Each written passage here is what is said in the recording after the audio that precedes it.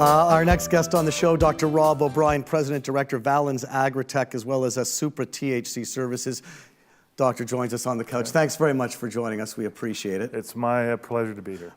Before we get into, there's so many things, but I mentioned off the top of the show, I found this fascinating. I wanted to get your take on this. We talked briefly before we came on air about the roadside tests. This is something we hear over and over again. You guys are involved in research and development. Is there a roadside test? Does there need to be a roadside test? Because that seems to be top of the list for people that are concerned about what's going to happen. So a lot of this is really, there's a bit of a red herring here. People shouldn't be driving and smoking, absolutely, that's for sure. There's no doubt about that.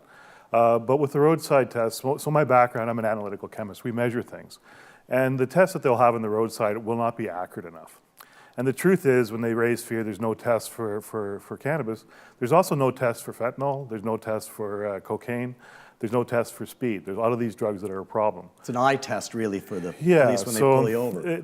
A better approach would be, let's just put in the back of a police car a virtual reality headset and see if people are capable of driving. Now, in terms of the saliva test, that's going to happen. Yes, I've heard about it. I think in Australia they talked about well, it's happened in Canada, too. But we don't know the correlation between the measured concentration and whether that leads to intoxication, right? And another issue is some medical patients who are using this daily, they'll have a background level that is probably higher than what the legal limit is, and they're functioning fine. So it has to be related to the function. Well, I'd make the argument there's probably people been driving under the influence of marijuana for the last 50 years. Well, and let's look at, to take a little bit of the fear away. If you look at the states where they've legalized, a couple of things have happened. One is that the deaths from driving have reduced significantly. And my belief is that when there's a choice between, let's face it, a lot of young people, they go out on the weekend with the objective of getting intoxicated. It's not wise, but they do. Right. If they have a choice between cannabis and alcohol, if they use cannabis, they're less violent, so violent crimes reduce significantly. They drive slower, so the number of deadly deaths on the highway goes down significantly. And the other thing that we don't quite understand is that opioid overdoses have decreased 25%. That's an interesting, I want to get into that. Yeah, sure. For sure. But we did, a number of weeks ago on the show, we heard from the, I think it was the Colorado Medical Officer of Health, who said that, some of the things that we were all worried about, none of that happened. Their biggest concerns were dealing with the demand and changing the rules so you could have more with you. Let's talk about the opioids. So long we've been given the information and misinformation that marijuana was a gateway drug. Constantly we were told that. Now we're hearing from people, you know what, it's an exit drug. Or the idea that you could be using medical cannabis instead of being on the opioids in the first place. So we've actually partnered with the local pain intervention clinic. It's now called Bill Nelms Pain Intervention Clinic. Because one of the things they found is that people that have chronic pain, there's actually a belief that their endocannabinoid system is getting disrupted, and there's inflammation that is leading to this. And they find that the cannabinoid, particularly high T CBD products, can get them off opioids. Now, when we think about this use, I think this pain reduction is a big part of it. So there's a lot of people, particularly as they get older, they get more pains, more chronic pains. And the solutions that physicians have been dealing out before are opioids or even over-the-counter prescriptions, right? Over-the-counter drug like Tylenol and this type of thing, all of which are bad for you. It seems that if you're using particularly high CBD cannabis, you can get off of these things. So there's people whose lives have been disrupted because they have chronic pain. And if they start using cannabis products, they can get off the opioids. Now, not only does that help them, but it also means that those opioids are not in their medicine cabinet, right? And so the kids don't get access to this. So there's getting prescription drugs on the street is a big issue. So, nobody's overdosed from cannabis use. So it's a harm reduction thing as well. And I think really the demographic, when people think about legalization, they think about that hippie, Bob Marley type thing. But I think there's also a lot of people who, as they're getting older, they're getting little pains in their quote unquote joints, right? Yes. So, they're reaching for these over-the-counter drugs. And honestly, kids die every year from Tylenol overdose. And with what's going on now, I'd be scared to take the over-the-counter drugs, the stuff that's prescribed. Well, it's not even over. So the thing is that Advil, they were a solution to a problem where people have chronic pain. I think in the future, once we get legalization, that there will be more reasonable solutions with cannabis-based products, oils and et cetera. Let's talk a little bit about what you guys do. Yeah. You talk about research. What sort of stuff are you looking at? We're doing a lot, right? So we have a couple of operating companies under the publicly traded shell Valens GroWorks, VGW and the CSE is a little plug there. Yeah. Right? We have Valens AgriTech, and we do R&D cultivation, but we're also setting up to do toll processing, where we'll produce oils that we sell back to LPs. So the LP sell you the... We sell the feedstock, Right. typically from trim or that. We can make it into an oil and then resell it back. And we're really kind of looking at pushing the oil a little bit because as a scientist, I see no adverse health effect with an oil product. So that's one of the things we're doing as well. We've also applied for an LP, and we hope to get that by April. But we also have a lab, SUPRA THC Services. We do testing for ACMPR and LPs as well, to make sure there's no pesticides and these types of contaminants. Because we hear that a lot, though, from Yep. different people in different Yep. parts of the industry that, Yep. you know, some stuff is, you know, they check it. They go, look, this has Yep. fungus, this has this, this has that. Well, even more than that, we have some IP around traceability.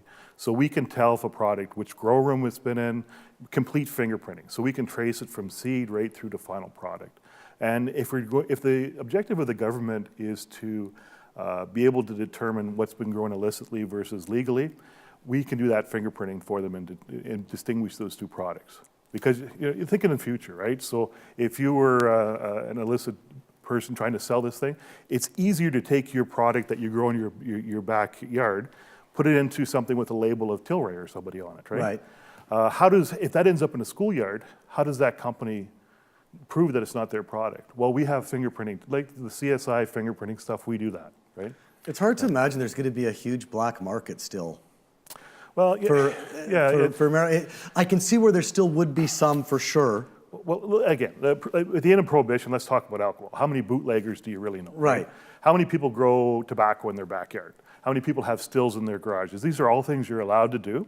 And the truth is, people, they take the path of least resistance. I'm not going to say they're lazy, but perhaps they are. But they take the path of least resistance. And if it's available in a reasonable thing, and they know it's safe too. That's the other thing, right? When you go and buy products like wine, you know it's been tested. So that's why you don't go to a bootlegger, because you're worried it's you're going to get gasoline or gasoline or methanol or something, and you're going to go blind, right? So it's the same thing. So if we produce this properly and make sure it's safe, it's a do no harm thing as a scientist as well. Let me ask you this, because this isn't a medical or scientific question, but we saw Ontario's going the Liquor Control Board route. Quebec seems to be going the same way. Manitoba looks like they're going to have a hybrid. I kind of get the sense that's what would happen. Do you have a preference? Do you see it working one way or the other? Well, one of the things I say is they don't ask me to make the rules. My job is to exploit them to the best of my ability. Right. So, the thing is that they're going to determine what the rules are. We're going to stay inside the bounds of those, and we're going to produce the highest quality, safest products possible. And try to then develop the science around this so that we know how this works. So in the past, maybe some of the LPs, they were really invested into having this have medical use, right? With us, we can now do that science completely honestly and say what it works for and what it doesn't. But one of the things we know it works for is chronic pain issues, because the symptoms, when the symptoms are relieved and somebody says, I can live about my life and I couldn't before, right?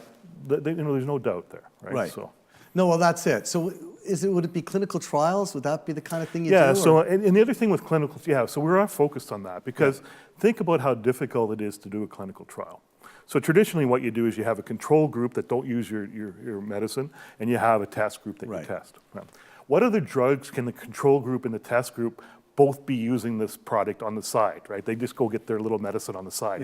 Yeah. So it's a unique thing there. And the other thing that when I give talks to groups, one of the funny things I do is I ask, okay, who in this group smoked drugs in the last 2 months? Nobody puts their hands up, right? You're talking to an audience of 100 people. They lie like rugs. So when physicians, when they start to get the history, people tend to lie about drug use. They tend to lie about sexual history. There's things that they're uncomfortable with. So the other thing that we're looking at doing is doing hair tests, blood tests, to find out what there's really in this system. It's an area called molecular epidemiology. And the other thing, it's very difficult to control the dose. So if you smoke a product and you draw that in, it's very heterogeneous, so it's hard to know how much you're actually getting in. Right. And there's even a difference that if you draw this into your lungs versus you bring it into your mouth and blow it out your nose, the pharmacology of it is different. Really? And it's something, until you start to think about it, you just don't think about it. And let's say oil as well. You say, well, okay, I'll standardize it, I'll put it in oil. Well, if you swallow that product, what happens is it goes through your GI tract through a first pass metabolism, and you end up producing metabolites that have different strengths than some of the THC and CBD would have. But if you put that in an oil under your tongue, the pharmacology is different. The onset's a little bit quicker, and it doesn't go through the first pass metabolism. So one of the big problems is the prohibition on cannabis has also been a prohibition on the science of cannabis. So now that we're getting off that, we're getting more mainstream scientists coming into the fold. And with them, we're going to be able to get more insights on what the truth is here. Do we have, I think Camille's got a question for us. Sure. It's amazing. It's the same product, same break, just affects you differently. Or the way, depending on how you ingest it. Yeah, and it's how effective it gets into your system. Right. Thank you, Camille. That's interesting. Here's a question, just because this is, I guess, in your neck of the woods. This is from Susie and Nelson. How is the city of Kelowna embracing the medical marijuana business? She says she's heard about raids. What is this? They're perplexed, honestly. They're trying to figure it out. Like everybody, it seems. Yeah, and the province hasn't told us how it's going to be distributed. And right now, we had the mayor out recently to our facility, and we've done our facility at a very high level, and they're kind of using that as a standard. But one of the things with them is with the taxes, they're looking at the province and the federal government sharing those, whereas the municipalities are the front line. They should have, a third of the taxes, but they're only given about 8%. So they're going to say, how are we going to deal with this delivery system properly? And so they're trying to get their head around that, but they can't even start until the province tells them how they're going to, how the distribution is. Right? My pet peeve, well, not even my pet peeve, my mantra is they have to earmark the tax dollars from the sale of marijuana for specific projects. Sure. So people who don't even use it see where it's going and go, okay, you know what, it's been legalized, but look, they just paid for that brand new school, or they just paid for whatever it may be. You can't put it in general revenue. I think that would be the biggest mistake the government could make. Again, I'm not asked how to make the rules, but honestly, even you just try to exploit them. No, using your word, it's all good. But even with this tax on the medical versus non-medical, and people get all upset with that type of thing, but it's the way the system is. And perhaps maybe the LPs, maybe they should eat those costs and make sure the medical people have it at as low cost as possible. You know what? There's going to be so much money out there. You would think the recreational market is going to be so massive that will be enough to pay for these other things. Here, just one final thing, a comment from Michael Hare. He says, even if you are using recreationally, you are treating yourself medically. You're just unaware of the healing cannabis is providing, so the distinction isn't necessary. Is there... Again, I've heard people say, no matter when you're using it, it's medicinal. Whether it's stress release, whether it's your appetite, whatever it may be, it's always medicinal. There's no such thing as not medicinal. Yeah, so when you go and buy Tylenol, you don't need a prescription to buy Tylenol. Yeah. But you're using that as a self-treatment. When you buy a natural health product, you don't need a prescription for that. So this is a self-treatment thing. And so when you actually eat spinach, this is a functional food, it's a health product. Right. It has an impact on your health. So all of these things do. In terms of cannabis products... Should it be a natural health product? Should cannabis be a natural health product? By definition, it would be. I think people at Health Canada that are running the natural health product thing would not want to have to deal with that. And when we get to edibles, it's a functional food. Right. The ironic thing is that when we legalize, I'm thinking it's probably going to be June instead of July 1st, the oils are an edible, right? So there's going to be a whole bunch of just add cannabis products that come out of the oils, right? And we've actually focused a bit on oils because we have a process to produce 100% cannabis oil, and we don't use extractions and solvents in that, and I think that's a niche that we're pushing with our company, 100% cannabis oil. So But I think these oils are going to have lots of uses as a just add cannabis into products. So people are going to use these as food products. But even with that, I'm personally against using them in candies or desserts. At the end of the day, why would you put an appetite enhancer in your dessert?